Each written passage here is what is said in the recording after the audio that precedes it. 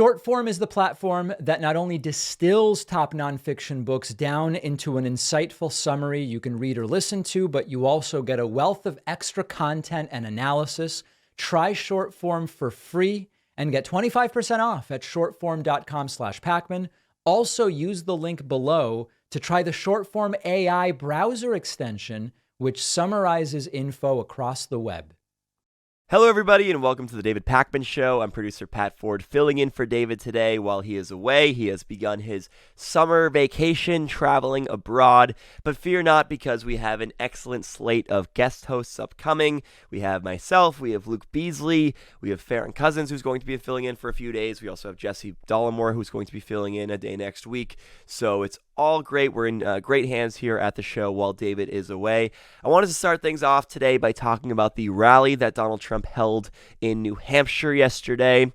He was particularly sweaty, if you notice from these video clips, while holding this rally. It must have been pretty hot up there in the Granite State. Looking at the polling, Donald Trump does have a commanding lead in New Hampshire, just as he has a commanding lead in the whole national primary. He has about 42% of the vote right now in New Hampshire if the election was held today. And he started off by talking about some policy issues, or whatever counts as policy issues these days for the failed former president, twice impeached, now thrice indicted. He started off by talking about crime, what he wants to do in the so-called Democrat cities when it comes to crime rates, and then he got into some of these culture war issues, including what he wants to do when it comes to trans people playing sports and all these different topics. So let's get into the first clip. I will direct a completely overhauled DOJ to investigate every radical DA and AG in America for their illegal, racist in reverse enforcement of the law. And we will bring back a thing called stop and frisk in our cities. On day one, I will sign a new executive order to cut federal funding for any school pushing critical race theory, transgender, insanity, and other inappropriate racial, sexual, or political content on our children, our beautiful children. Our beautiful children are being destroyed by these maniacs. I will keep men out of women's sports. It's very easy to do. And I will sign a law prohibiting child sexual mutilation in all 50 states. Can you imagine? Can you imagine even having to say that? Think of this. So Donald Trump saying that he wants to bring back the failed stop and frisk policy in the cities. Even though he doesn't have control over that, that's going to be up to state and local governments to decide whether they want to bring back stop and frisk. But really it shouldn't be, because it's patently unconstitutional. You're searching people without cause and without a warrant. And we know, of course, from the history of stop and frisk, from how we saw it fail in New York City, it leads to racial profiling. It leads to, of course, the violation of people's civil rights. And it's just not very effective. It was a failure at getting guns off of the streets in New York City. So there's really no sensible argument for it, unless you're someone like Donald Trump, who's trying to portray yourself as tough on crime, even though you're the one that's getting indicted here over and over and over again. And it's a way to dog whistle to the right-wing base and show that you are willing to go after minorities and take their rights away and put them in prison. So that's Donald Trump and his position when it comes to crime. And then he starts talking about the upcoming Republican primary debate. He still hasn't made up his mind about whether he's going to participate in that debate. And he actually makes a good point, which is that he is up by a lot in the polls, so it doesn't really make sense for him to subject himself to a debate, because maybe he wouldn't fare so well. Maybe the other candidates appearing on the stage next to him would look good by comparison, or they would at least look like they're on the same playing field as Trump. So if you're Trump, I get totally why you wouldn't want to participate in the debate. And he also mentions how there's entertainment value in him participating in the debate. That's absolutely true as well. So Donald Trump, not often right about things, but here is one of the things that he actually is right about. We're so far above everybody else in the polls. They're all saying, is he going to go into the debate? And I say, I don't know. If you're leading by 50 and 60 and 70 points, do you do that or not? I don't know. Should I? Okay, you ready? Poll. We take a free poll. Should I do the debate?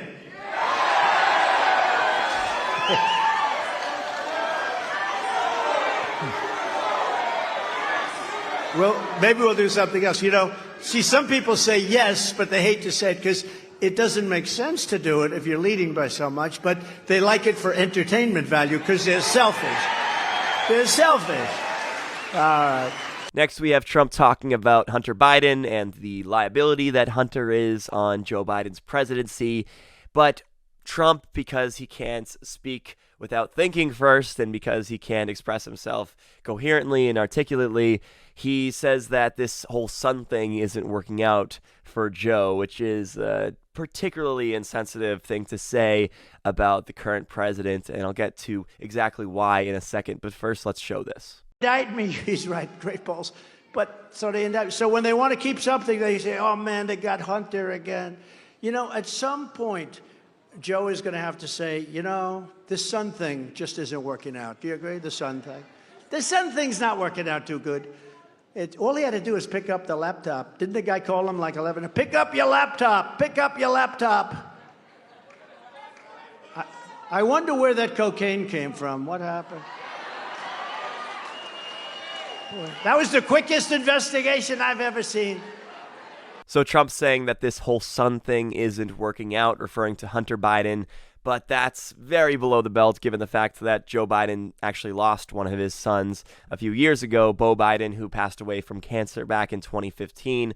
Biden also lost a daughter many years ago in a car crash. So even for someone like Trump, this is especially below the belt. I don't know if it was intentional or not, but that's why you should be thinking before you say stuff like this instead of Trump, who just decides to go off the cuff all the time in speeches like this. And then he alludes to the cocaine being found at the White House, of course, belonging to Hunter Biden, even though there is zero evidence of that. And not only that, it just wouldn't make sense that it would belong to Hunter because the cocaine was found in an area where guests go when they visit the White House. Plenty of people use drugs, and some of those people are going to have drugs on them even when they go to the White House. So there's no suggestion that that was Hunter Biden, no proof that that was Hunter Biden's cocaine. And it doesn't matter to these Republicans. They just continue to run with that story anyway. And then Donald Trump gets into the 2020 election and the case against him and this idea that the election was stolen from him because of 2,000 mules. And he doesn't even get into the points that they made in that stupid documentary, 2,000 Mules. He just says, oh, well, you know, you just got to look at 2,000 mules. You just got to look at it. And that's enough to satisfy these Republican voters. The FBI, Twitter files, the DOJ, Facebook, and all of the rest. Look at 2,000 Mules. Look at what they did with that. Thousands and thousands and thousands of votes on tape, on camera. All of this will come up during this trial. All of this will come up. Because we won the election by a lot. Then they have this crap going on. I never even thought of this one. Trump didn't really believe he won the election. Let me tell you, people that know me say, that's one thing I tell you. There was never a second of any day that I didn't believe that that election was rigged. It was a rigged election. It was a rigged election, and it was a stolen, disgusting election. And this country should be ashamed. So Trump is pretending as though his legal strategy is going to be to prove that there was voter fraud in the 2020 election, as if that's the approach that his lawyers are going to take. They're not going to take that approach, and it wouldn't even be a sensible one to take, because even if they were able to prove that it all was rigged, it all was stolen, that wouldn't give Donald Trump the right to do the things that he did, reaching out to state officials to overturn election results, putting in place an alternative slate of electors, all these different things that he's accused of. He wouldn't be exonerated of those crimes, even if there was any merit to the points that he was saying whatsoever. And we've gone through this already. The courts have already adjudicated this. He lost something like 60 court cases already. The election was years ago. So this idea that in this criminal prosecution, his defense is going to be just to prove that there was voter fraud and the jury is going to be so convinced by it and all these charges are going to be thrown away.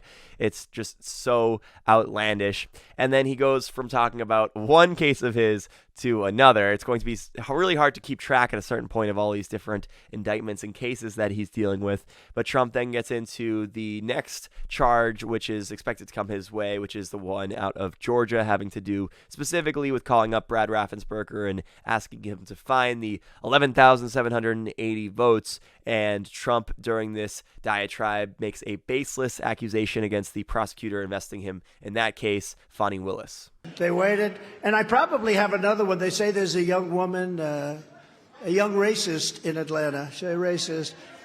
And they say, I guess, they say that she was after a certain gang, and she ended up having an affair with the head of the gang or a gang member. And this is a person that wants to indict me. She's got a lot of problems, but she wants to indict me to try and run for some other office. What's going on in this country is, and by the way, wants to indict me for a perfect phone call. This was even better than my perfect call with Ukraine. So when I heard this one, it was complete news to me, and it was news to me, of course, because it was wholly made up. It's just some rumor that came about online because of Laura Loomer making up some claim about Fani Willis having an affair with a supposed gang leader. I suppose what it all stems from, looking into this, is that Willis represented Mondo, YSL Mondo, who is a rapper, during a 2019 aggravated assault case, and would later go on to prosecute YSL's Young Thug and 13 other defendants in a RICO case that later led to somewhat of a falling out between herself and Mondo, but there was nothing to suggest whatsoever that they had any sort of relationship or affair. But Laura Loomer decided to make up some lie about this, tweeting, "Damn, Atlanta DA Fani Willis, who is targeting Donald Trump in Georgia, is a straight-up thought. Turns out she failed to disclose a previous relationship she had with a gangbanger she was supposed to be prosecuting. Baby girl belongs in a trap house, not a courthouse." So she can make this up, and Donald Trump can be like, oh, well, supposedly people are saying that Fani Willis has some sort of affair with the gang leader, and it's one of those things where a lie can travel around the world before the truth has an opportunity to put its pants on, or whatever the exact phraseology is. And finishing up with this rally held in New Hampshire yesterday, we have Donald Trump attacking Chris Christie. For what reason? His weight, of course, because that's the only thing Trump that can seemingly go after Christie on. No, he's eating right now. He can't be bothered.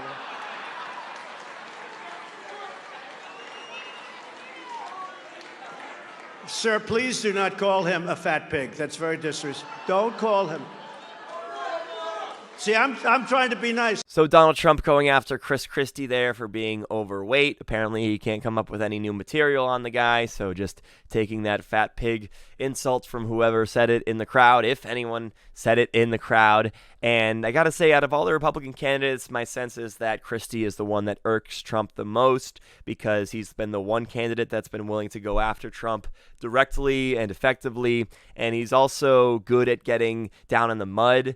He's able to do something that none of these other candidates are able to do, which is to actually, talk crap and back it up, right, when it comes to Trump. And Trump's used to being the only one that's able to do that because of Christie's background, because he's also from the New York area. He's able to dish it out just like he's able to take it. And I'm sure that Trump is not so happy about that, but also Trump doesn't have to take him too seriously right now, because Christie isn't polling too tremendously in the polls. He's at 4 or 5% at this point, so Trump doesn't really have to concern himself too much with him. He'd rather focus on Ron DeSanctimonious as much as he can. So that was the rally in New Hampshire yesterday. It was a complete failure, as always. All right, let's go to a break, and we'll be back with much more of the David Pakman Show right after this. I'm always reading nonfiction books. I have an ongoing list of books I want to get to. I'm not going to get to every single book, and that's why I find short form so valuable, because short form takes thousands of nonfiction books, breaks them down into a powerful summary. I can read it or listen to it in one afternoon, but they do more. Short form also gives you commentary, analysis, context for the subject matter that you're trying to learn about. I read short form's comprehensive guide on a book called Never Split the Difference by Chris Voss. It's about negotiation. We've interviewed Chris on the show. Not only does short form thoroughly cover the book's key negotiation strategies, it takes them and it connects them to the overlapping psychology of cognitive biases. It contrasts the book with other negotiation books. It looks at Thinking Fast and Slow by Daniel Kahneman. The result is that I have a fuller understanding of the subject. I love reading paper books cover to cover. I don't have the time to do that with every single book I'm interested in, and it's such a great service.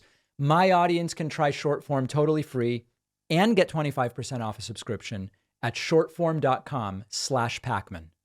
Welcome back to the David Pakman Show. I'm producer Pat Ford, filling in today while David is on summer break. So one of the arguments that Donald Trump has been making in response to the 2 federal cases against him is that these charges are politically motivated. It shouldn't be allowed under the Constitution. The Supreme Court should strike it down because you can't have one political opponent prosecuting another. And that is because it's the Biden Justice Department that's bringing about the charges. So effectively, we're some sort of third world nation, or we're Marxist or something like that, and Trump can't be prosecuted by his political opponents. You got to drop the charges. Well, I wanted to spend some time today talking about how that argument, that defense, is a tremendously weak one. Now, the go-to response that I've been hearing from many members of the left, and we've been expressing this on this show as well, is that the Justice Department operates independently of political influence. They try to ensure a fair and just process at all times. After all, the Attorney General and other top officials in the Department of Justice are appointed by the president, sure, but they are also confirmed by the Senate. And aside from the highest-ranking officials who get swapped out every administration, most agents stay on for longer than just one term, so you're going to have people of all different political persuasions working within the Justice Department to help ensure that there's no political bias, or at least reduced political bias in the organization. And furthermore, there is also no evidence to show that President Biden has had anything to do with these investigations into Donald Trump, directing them to happen or not to happen, saying which charges he wants to bring or not. There's just no evidence to show that that is the case. This is all being done independently. But furthermore, we have to go into how there's really no scenario, essentially, in which Donald Trump could be prosecuted by the federal government and he and his supporters would view it as fair and apolitical. And that's because Donald Trump is a major political figure. Obviously, he is the head of the Republican Party. Effectively, he is their most recent president. He's the person who's trying to become their president again. So any Democrat who's in office, doesn't matter if it's Joe Biden or anyone else, is going to, by definition, be a rival of his. It doesn't matter if it's Biden or Kamala Harris or Gavin Newsom or whoever. They're going to have had some words with Donald Trump at some point, and they're going to be not on good terms. There's going to be bad blood between them. That doesn't mean that they shouldn't be able to prosecute him, even if Trump did commit crimes, just because they happen to be of a different political party. So every single possible Democratic president would be someone that doesn't like him and someone that he doesn't like. So, okay, according to Donald Trump and according to Trumpists, Trump can't be prosecuted by a Democratic president. Well, what about a Republican president? Wouldn't that be fair? So let's say Ron DeSantis defeats Donald Trump for the Republican nomination, wins the presidency, and then there's an investigation into Trump under a potential DeSantis Justice Department. Well, guess what? You can make the exact same case under that scenario, right? Because Trump and DeSantis will have had this long, drawn-out primary that was hugely contentious. They would become enemies. They already are enemies at this point. And Trump could just say, look, DeSantis is trying to retaliate for the brutal primary that we had, and he's trying to prevent me from challenging him again for the nomination in 2028. So this is unfair. This is political. You can't have a political opponent in Ron DeSantis prosecuting me. So it can't be another Republican who's critical of Trump. It can't be a rhino or anyone who's really ever run against Donald Trump in a presidential race. So it's going to be hard to find who exactly is going to be the right person to be able to prosecute this guy. And then if it was Donald Trump who became president while the criminal prosecution was taking place, he could presumably just pardon himself and bring an end to the investigation, or just fire the people, or try to fire the people who are in charge of investigating him, as we have seen from him in his first term with the Russia investigation, what he tried to do over and over again. And so we don't know if he'd be able to, of course, effectively pardon himself, because that's an open matter at this point. The Supreme Court's going to eventually have to rule on that issue. It's uncharted territory at this point. But assuming he could pardon himself, well, then under any of these scenarios, whether Trump was president, Democrat was president, or Republican was president, he would just be able to get off on the charges. He would never be able to be held accountable for anything, because he could be bailed out of trouble and come up with some sort of excuse for why this is unjust. So can't be prosecuted under any circumstance.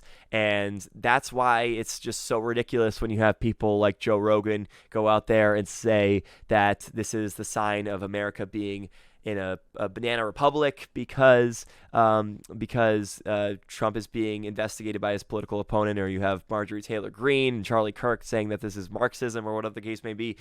Just know that there is really no alternative. The alternative would be that Trump is literally above the law. He could never be prosecuted for anything whatsoever. He'd be able to get away with whatever crimes he'd like to commit because charging him under any circumstance would be political. So hopefully I think this can provide you with some tools for how to defeat this political prosecution argument that we've been hearing from Trump and other members of the right.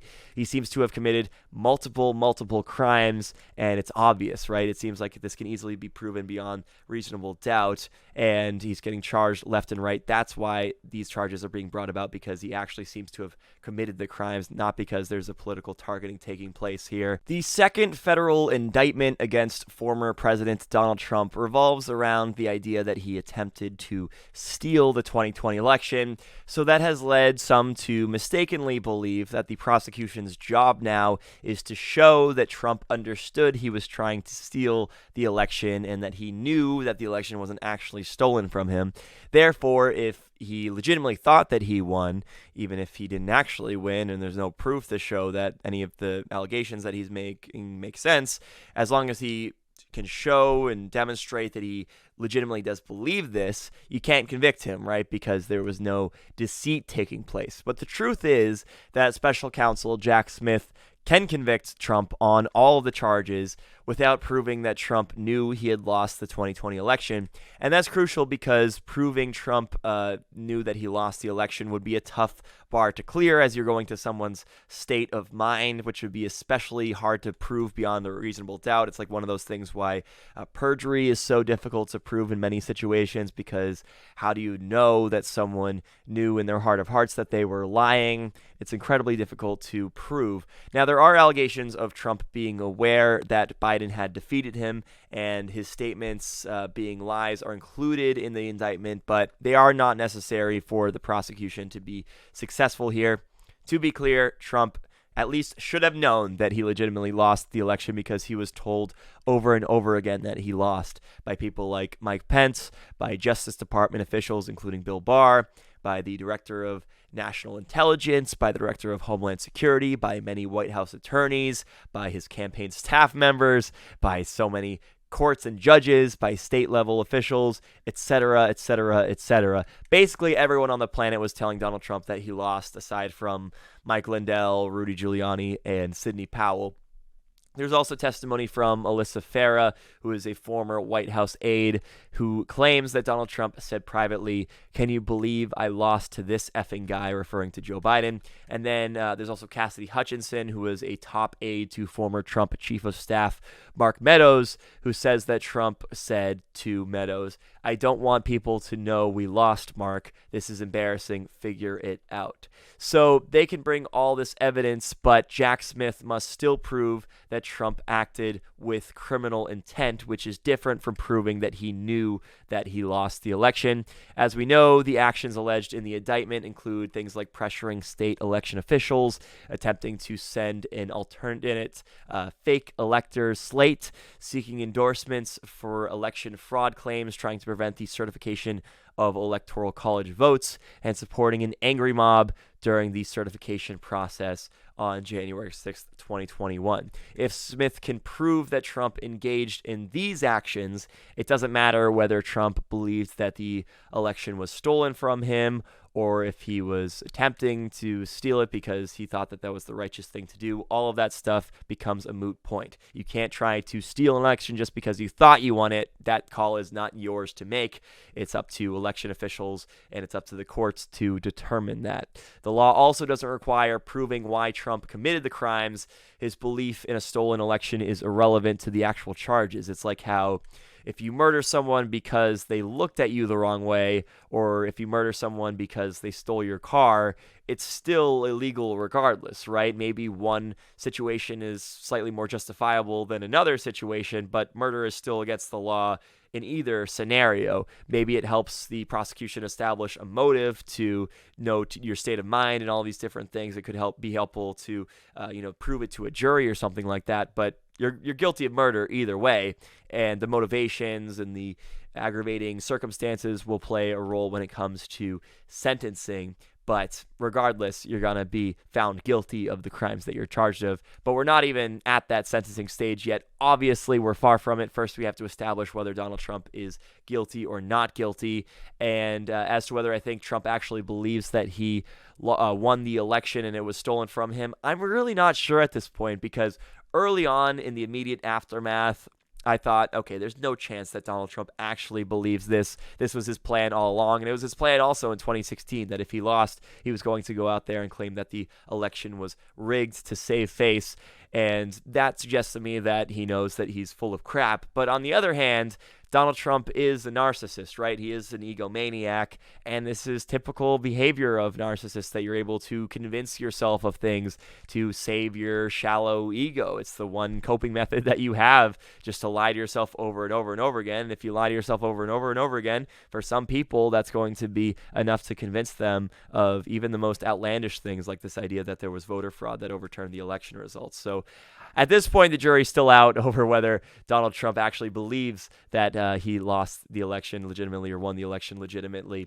But the jury is also out when it comes to this specific case, and this specific case is not going to be dependent on his state of mind so much. It's not going to be dependent on whether he actually believes that he won or lost the election. It's really just about whether he committed the actions, the alternative slate of electors, the pressuring of officials, inciting the mob, all of these different things. That's what's going to be most important here. All right, we're going to go to another break. We'll be back with more of the David Pakman Show right after this. Ron DeSantis' campaign is in shambles, and he's decided to take a different approach, to shake things up a bit. And he's doing so by firing his campaign manager, hoping that that will bring about a solution to his problems. His campaign manager, Janera Peck, has been ousted, and this marks the third major overhaul of Ron DeSantis' campaign operations, even though he's only been running for president for a little over 2 months. So he's averaging a major overhaul every 3 weeks or so, which is not a good sign. Janera Peck will transition to the role of chief strategist within the campaign's new structure. In her place, James Upmeyer, who previously served as DeSantis' chief of staff in the governor's office, will take over as the new campaign manager. James Upmeyer confirmed the impending changes, stating that the transition will take place as soon as possible, and the decision follows mounting budgetary constraints and staffing adjustments, which saw a third of the DeSantis team departing. That's never a good sign when you see a bunch of people leaving a campaign. You want the team to be growing. You want to show that people are eager to come and work for you, even if the pay isn't great, because they believe in the cause. They believe that you can win. But instead, we are seeing significant shrinkage over at the Ron DeSantis campaign. Some individuals familiar with the campaign, speaking anonymously, expressed that Peck's removal was anticipated and should have actually occurred even earlier. It also comes not long after the campaign had ensured her job was safe, which goes to show that that statement never really means anything when political campaigns or other organizations, businesses, etc. say something like that. I wonder also how much Peck had to do with the decision to host the presidential announcement on Twitter Spaces, because that was a complete disaster. It was a debacle. They trusted Elon Musk and Twitter resources to be able to handle that event, and we know that it crashed over and over and over again, and there was this total failure to launch situation. And even if it didn't have all those tech issues, it still would have been an incredibly boring way to kick off a presidential campaign, because it's an audio-only platform that basically is just like doing a Zoom conference call with your coworkers. It was a just terrible idea to do that. So James Upmeyer has a track record of working closely with Ron DeSantis, having served as his chief of staff since October 2021 in Florida, and previously working as the governor's general counsel. However, the downside to him is that he is a legal guy, and he doesn't have the expertise running campaigns. So it's great to have a friendly relationship, sure, but that doesn't mean necessarily that you're the right person for the job, and you typically experience in that specific field, and you also want someone who's not just going to be a yes man, because that can get you in trouble. Now, we know that DeSantis has a money problem right now. At first, he seemed like he'd be able to get all the money that he wanted because he'd have a bunch of billionaire dollars coming his way. But once these billionaire donors realized that he wasn't faring so well in the polls and that he wasn't really seeming to stand any sort of shot at beating Donald Trump, they decided to get rid of their support for him, start to pull those funds. And this whole thing can become a self-fulfilling prophecy to some degree, because now, because those billionaires have given up hope on him, he has less money to able to run the campaign effectively, and that can hurt him even more when it comes to the polling, losing even more ground. During a retreat held in Utah, Janera Peck attempted to reassure donors and supporters by acknowledging the campaign's overspending in the early stages. As a result, the campaign plans to now adopt a leaner, insurgent approach, so that they will cut back and operate within their means after not doing so at the very beginning. I'm sure they wanted to spend a lot of money at the start, thinking that it would generate a bunch of traction for them, and then they could build off of this momentum, and then they could have more donations coming in their way. But instead, it's been the exact opposite of what they planned. In recent times, DeSantis has opted for smaller campaign events, some in collaboration with the Never Back Down Super PAC, and has engaged in interviews with mainstream media outlets, including NBC News. This marks a change in the stance that they have been taking before, which was to boycott mainstream media networks and to not go on shows hosted by networks like CNN and MSNBC and these different platforms that they write off as being liberal propaganda. It really never seemed to make any sense to not be going on those mainstream shows, because ultimately you want to become not just the Republican nominee, but the president, right? So you have to have some sort of mainstream appeal, and you can't just write off the liberal media and ignore them completely. You have to go on the Sunday morning talk shows. You need to go on those media tours, events. You need to go on those middle of the day CNN time slots. You got to do podcasts and right-wing shows and do it all, right? Because you want to have widespread appeal. And what else are you going to do, right? Go to these little poorly attended campaign events. You got to go on media appearances too and get your voice heard in front of thousands, if not millions of people. When questioned about his campaign's challenges, DeSantis expressed a preference for being underestimated, suggesting that his determination to overcome obstacles and achieve success are an asset of his. I think in that case that maybe Asa Hutchinson and Doug Burgum actually have the best shot at winning this thing, because they are tremendously underestimated. They certainly are underdogs right now, each polling at around 0%. And after all, America loves a comeback story, so I don't actually believe DeSantis when he says that he is just A-okay with being the underdog currently in this race. Looking at the polls, David went over them yesterday, so I won't rehash it too much, but DeSantis peaked at around 30% in the Real Clear Politics average not long ago, but now he's down to around 15%. So I bet he was hoping at this stage of the race to have raised his support by 50%. I bet he hoped to have gone from, let's say 30% to 45% once he actually started running. Instead, he's gone down 50%, from 30% to 15% in the polls, and that is just sad. Even more sad is when you look at the prediction markets. I find this hilarious. When you look at predicted, you can see where people are actually putting their money and who they're betting on to become the next president. DeSantis is in fourth right now, behind a guy who's not even running for the presidency and doesn't even plan on running for the presidency. So you have Joe Biden at the very top of this thing, and then you have Donald Trump. And then in third place, you have Gavin Newsom, the California governor, who has said explicitly he's not running for president. He would have considered it had Biden announced that he was not going to run for a second term, but because Biden is running for a second term, Newsom is not going to challenge him. But apparently the voters and people who are putting their money where their mouth is believe that Newsom has more of a shot at becoming the next president than DeSantis does, who actually is running a campaign, which is just pretty pathetic. And ultimately, I don't think that this switch at the campaign manager role is going to make a difference. And really what you got to do is replace the candidate, right? Because DeSantis has shown that he is not ready for prime time. He doesn't have what it takes. He doesn't have the fight in him to go after Trump. He's not willing to go after Trump directly, and he just doesn't have the charisma to win over voters. Will he make it to the actual voting stage of this primary? I think that remains to be seen.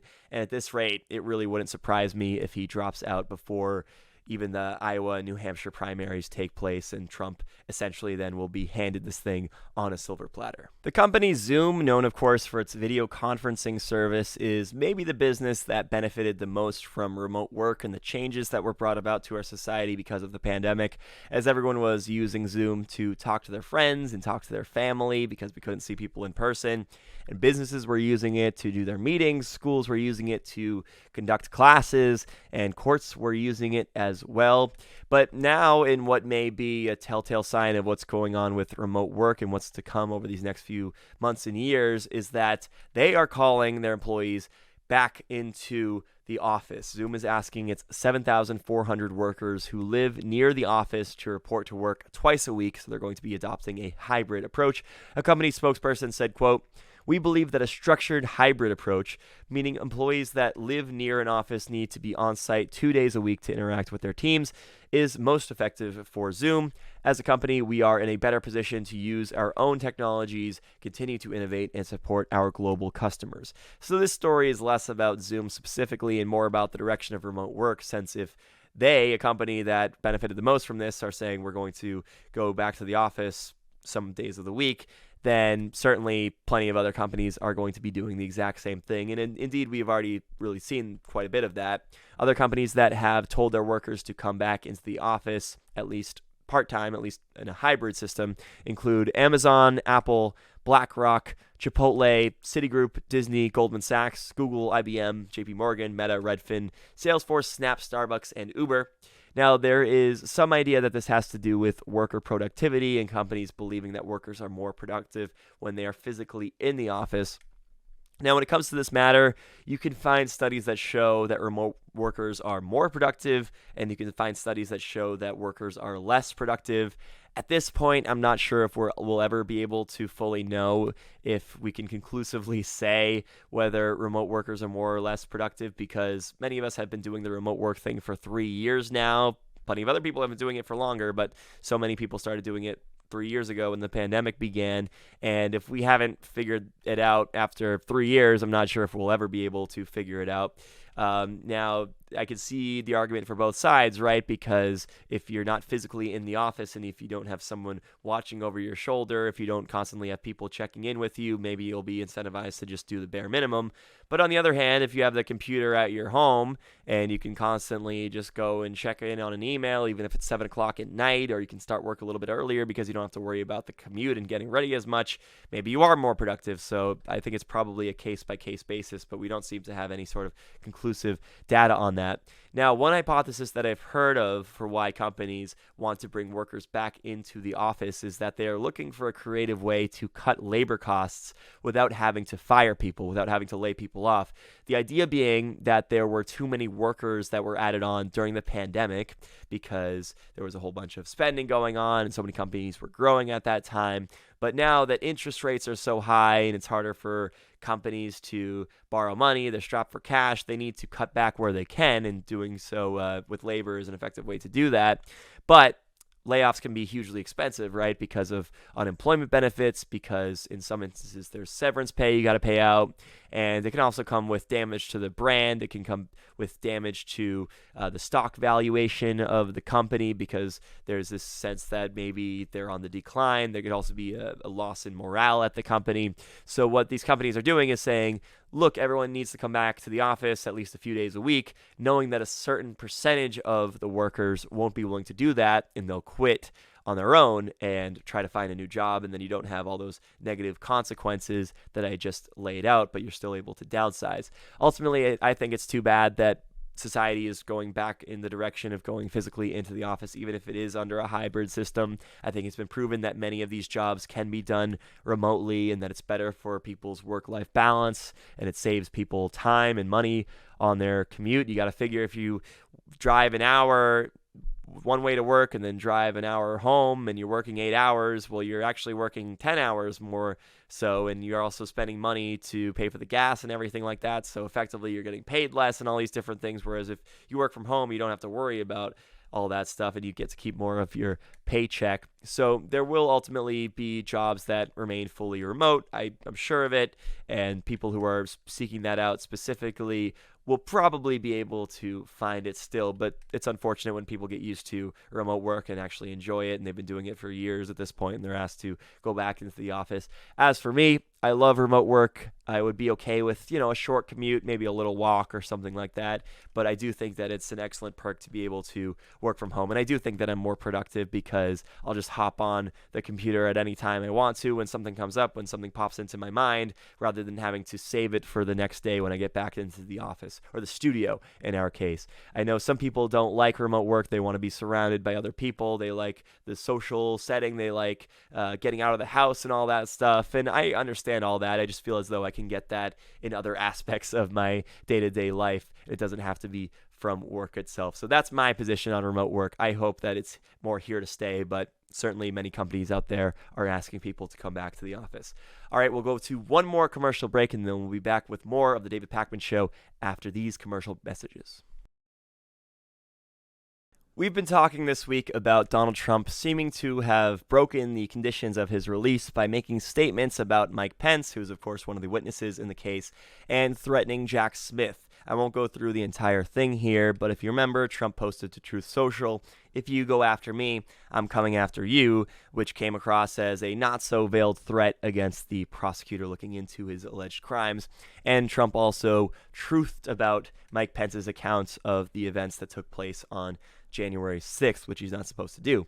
Well, with posts like these, it's obvious that Trump is not scared straight. He may be scared, sure, but he doesn't seem to be doing anything to change his ways. He doesn't realize that he has to change his ways if he doesn't want to end up in pretrial detention. And this presumably stems from the fact that he's never been held accountable for anything in his entire life. Well, seeming to realize that Trump is going to continually break the terms of his release on Truth Social, at rallies and media interviews, etc., and because he can't seem to keep things to himself, the prosecution is now seeking a protective order aimed at preventing him from disclosing information about the case and the evidence against him. Trump's legal team, however, is requesting a less restrictive rule be placed on him and believe that the protective order would be too harsh. Now, remember that Trump's release conditions were super lax, especially for the crimes that he's being accused of here. He can still travel. He's more or less able to do what he wants to do. He just has this one rule, which is that he can't communicate directly with the witnesses. If he wants to communicate with witnesses, he has to do so through lawyers. But even that is too much for him. Apparently, now he may additionally also have this protective order. Donald Trump's legal team is contesting the proposed protective order put forth by prosecutors, arguing that it is overly broad and violates his First Amendment rights. So we're back to this argument of Trump's First Amendment rights and his free speech being violated over and over and over again. Trump's lawyers propose a more limited protective order that would only prevent the public disclosure of sensitive materials, such as grand jury documents, rather than all evidence. But to be honest, I don't even suspect that Trump could abide by that, given the fact that he's simultaneously facing this other trial having to do with his alleged mishandling of classified documents, and that includes even sharing some of the nuclear secrets. Prosecutors expressed concern that Trump's use of social media could lead to the improper sharing of sensitive case information, potentially impacting witnesses, alluding to the veiled threats that he made this week against Jack Smith. But Trump's legal team says it was not a threat. It was just general political speech. He wasn't trying to intimidate anyone, and so therefore his speech cannot be curtailed. Trump's legal team has asked for additional time to respond to the protective order, but the judge denied that request. We're apparently going to hear more about all of this on Friday. The proposed protective order seeks to limit the disclosure of materials to Trump's legal team witnesses, their lawyers, or others approved by the court. And of course, Trump's whines all the time about everything, and he also whined about this specific possible protective order being placed against him. He posted on Truth Social, "Let's see. My political opponent, crooked Joe Biden, tells Merrick Garland and the DOJ to indict and arrest me on bogus charges and accusations trying desperately to steal the election. But that wasn't enough. He now wants thug prosecutor deranged Jack Smith to file for a court order taking away my First Amendment rights speech. So based on yet another radical left hoax, I'll be the only politician in American history not allowed to speak. The never-ending witch hunt continues. MAGA.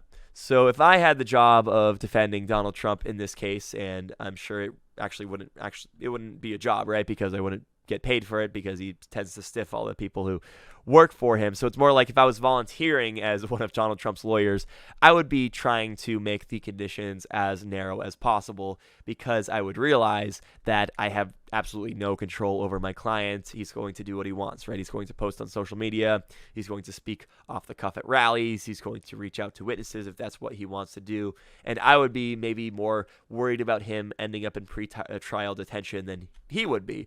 But that doesn't mean that he should just be granted all of these different things just because he's prone to breaking the terms of his release, right? He should be treated just like any other criminal defendant would be, which means obeying by the terms of the release, and failing that, having to go to jail to await trial. Seeing how Donald Trump is already breaking these terms, and it's only been, like a week or so, I actually do think that there's a non-zero chance that he ends up in jail before the trial takes place because he's just so unable to control himself. And for the entirety of this trial that's going on, he's going to want to be campaigning. He's going to want to be out there. He's going to be making statements against people like Mike Pence and Bill Barr and who knows who else, right? Plenty of other witnesses. There are so many public figures who are also witnesses in this case. And so it's quite possible that he's just going to say something he shouldn't say and that it could end up putting him in jail.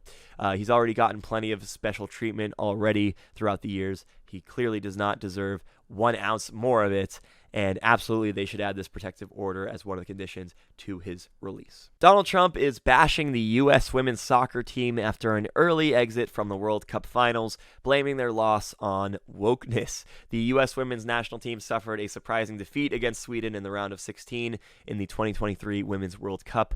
Unlike the U.S. men's team, which is basically mediocre, the women's team is one of the best out there, if not the best. They had just gone back-to-back in 2015 and 2019, winning the 2 most recent World Cups. So it's no surprise that they came into this World Cup as favorites, if not the top favorite, the top couple of favorites to be able to win this tournament. But we know that anything can happen, especially when you hit the knockout stage of the tournament, because it's single game elimination and soccer is such a low scoring game that you never know what's going to take place. And indeed, the women's team was defeated. The game ended 0-0, so it went to penalty kicks, and like I said, can happen. Sweden got more of them than the U.S. did. There's a lot of attention being paid to one of the penalty shots that Megan Rapinoe took. She's one of the stars on the team, and she missed the penalty shot, which, had it gone in, the team would have won and advanced to the next round. So Donald Trump, who has been a vocal critic of the team and Megan Rapinoe for years, attributed the loss to issues he sees in the nation under President Joe Biden's leadership. I'm not joking. He accused some players of being openly hostile to America and linked the loss to what he perceives as the nation's decline under Joe Biden. Trump posted to Truth Social about this, quote, "The shocking and totally unexpected loss by the U.S. women's soccer team to Sweden is fully emblematic of what is happening to our once great nation under crooked Joe Biden. Many of our players were openly hostile to America. No other country behaved in such a manner, or even close. Woke equals failure. Nice shot, Megan. The USA is going to hell. MAGA." Trump's long-standing animosity towards the team, particularly Rapinoe, dates back to 2019 when she announced that she would not visit the White House had the women's team won the World Cup that year, leading to her being branded as unpatriotic by some. Rapinoe's outspokenness on LGBT topics, Black Lives Matter, kneeling during the national anthem, and gender equality have put her at odds with Trump's ideologies. Other conservatives like Charlie Kirk and Clay Travis also mocked Rapinoe on social media, relishing in the team's misfortune. So, according to Trump and the rest of these people, apparently, it's good that the women's team lost. So they are actively rooting against America in this endeavor, to be clear. They are on the anti-America side of things. I know it's a less serious instance of it because it's sports, okay. But still, they don't want America to win when it comes to this. But I guess we shouldn't be so surprised because these right-wingers often root against the United States, like when they display Confederate flag memorabilia or when they advocate for overturning the results of a Democratic election and effectively throwing away the Constitution of the United States. They've been rooting against America for a long time, and so here they are once again. And the reason the team lost is because of wokeness. I mean, are you kidding me? We're just going to assign woke to everything. Wokeness is such a flexible term that it can be used to apply to basically everything these days. Of course, I don't think that being too focused on social justice topics is the reason why the women's team wasn't able to score a goal during regulation and then couldn't get enough penalty kicks. But apparently to Donald Trump and these other people who believe in this stuff, it's because they were too woke that they didn't win. And then this idea that this is emblematic of America's downfall under Joe Biden's leadership. How does that add up? Because the women's team has won championships under Democratic and Republican administrations alike for the last few decades, and we know that upsets happen all the time in sports. But you have to wonder, had the U.S. women's team gone on to win the championship, would this have proven that wokeness was actually the way to go? Would this have proven that Joe Biden put the country on the right track? Would Donald Trump and the rest of these right-wingers be saying, oh, actually I was wrong because the women's national team won the World Cup, wokeness is actually justified and Biden is doing a good job? Of course, that would not be happening. So to recap, Trump and his allies are actively rooting against America, claiming the results of the game were impacted by wokeness and that it's all emblematic of America's downfall under Joe Biden. And we're supposed to be taking these people seriously and living in the same country with them. These are not serious people, my friends. All right, I wanted to wrap up things today with something fun. We put together this compilation clip of Ron DeSantis being asked about Donald Trump and being unable to criticize him, getting nervous, refusing to go after the failed former president. And it seems to be one of the main reasons why he's unable to get any traction in this Republican primary race. We already posted the clip to YouTube, but I wanted to make sure that I was providing you all with an opportunity to watch this thing. If maybe you don't watch the clips on YouTube and you watch the show in its entirety because we haven't broadcasted it yet. So this is going to play us out for the day. Of course, join me on the bonus show at joinpacman.com. We're going to have Luke Beasley filling in for David for the rest of the week, and we have some more guest hosts upcoming next week. But without further ado, here is the Ron DeSantis Getting Nervous and Failing compilation. Trump says you're disloyal. Do you feel that way? Disloyal to who? I mean, politicians have to earn support. They're not entitled to support. I did a lot for him in 2016 and 2020, by the way. I was happy to do it. Do you believe that Trump violated the peaceful transfer of power, a key principle of American democracy that we must uphold? You in high school? Yeah. I wasn't anywhere near Washington that day. I have nothing to do with what happened that day. Obviously, I didn't enjoy seeing, what happened. But we've got to go forward on this stuff. We cannot be looking backwards. Do you acknowledge that Trump lost and there wasn't all this fraud that he talks about? Well, I look at the last however many election cycles. 2018, we lost the House. We lost the Senate. 2020, Biden becomes president. We lost the Senate in 2020. Biden becomes president. All right, well, former President Donald Trump definitely thinking about you. You haven't said a lot. I know you've heard what he said. You can see this collision is coming, can't you?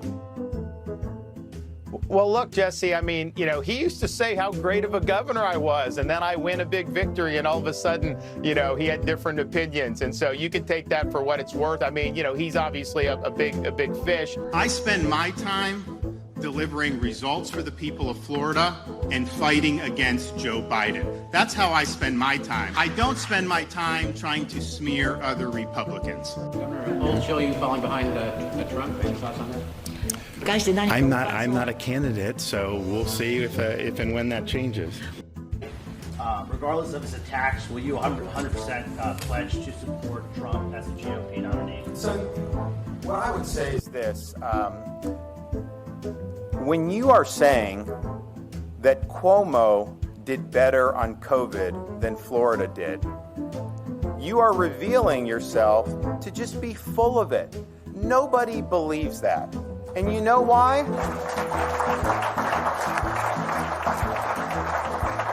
Everything he said about us for years, about how strong we were, how good we were, how we've delivered for the state, those happen to be true. And now he's trying to backtrack because he, views he needs to do that. We wanted to know what your thoughts are on the rumored Trump indictment and if you have any role in it. If charges are brought on him, will you have any role in extradition to New York? You're talking about this situation with, and look, I don't know what goes into paying hush money to a porn star to secure silence over some type of alleged affair. I can't speak to that. What's your reaction to some of those attacks? Well, Lisa, if you're an office holder and you're just sitting there twiddling your thumbs and not getting anything done, no one ever says anything. You can kind of just fly under the radar. But when you're out there leading, when you're out there setting the agenda, not just for Florida, but really for the nation, which we've done over the last few years, people see that, and the people that don't necessarily like that are going to respond accordingly. Trump has criticized you a number of times in the past couple of days on a number of different issues, one of them being COVID in the state. What I would just say is this. I roll out of bed. I have people attacking me from all angles. It's been happening for many, many years.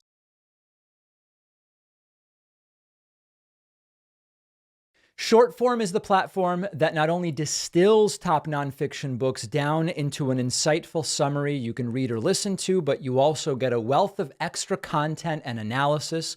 Try short form for free and get 25% off at shortform.com/Pacman. Also use the link below to try the Shortform AI browser extension, which summarizes info across the web.